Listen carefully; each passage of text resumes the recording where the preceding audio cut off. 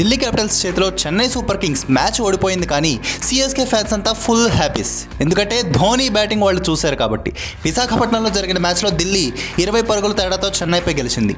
192 పరుగుల టార్గెట్ చేసింగ్లో చెన్నై 171 మాత్రమే చేయగలిగింది. ఈ మ్యాచ్లో టాప్ 5 హైలైట్స్ ఏంటో చూద్దాం.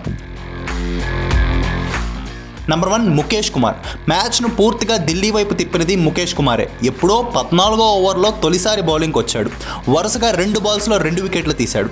అప్పటికే సెటిల్ అయిన రహానే వికెట్తో పాటు సమీర్ రిజ్వీని తొలి బాల్కే అవుట్ చేశాడు. అంతేకాక డెత్ ఓవర్లో అద్భుతమైన వైడ్ యార్కర్లతో ధోనీకే హిట్టింగ్ను కష్టం చేశాడు. మొత్తం మీద కేవలం 21 రన్స్ ఇచ్చి 3 వికెట్లు తీశాడు. నంబర్ 2 ఖలీల్ అహ్మద్. మ్యాచ్ను దాదాపుగా సగం పవర్ ప్లేలోనే ఢిల్లీ వైపు తిప్పేశాడు.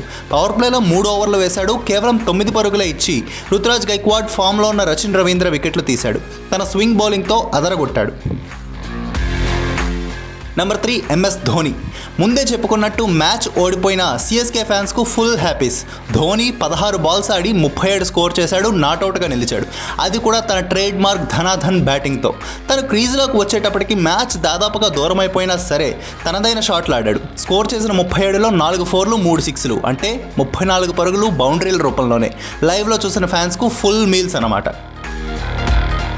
నంబర్ 4 పతిరానా బుల్లెట్లు. చెన్నై బౌలింగ్లో పతిరానా గురించి ప్రత్యేకంగా చెప్పుకోవాల్సిందే.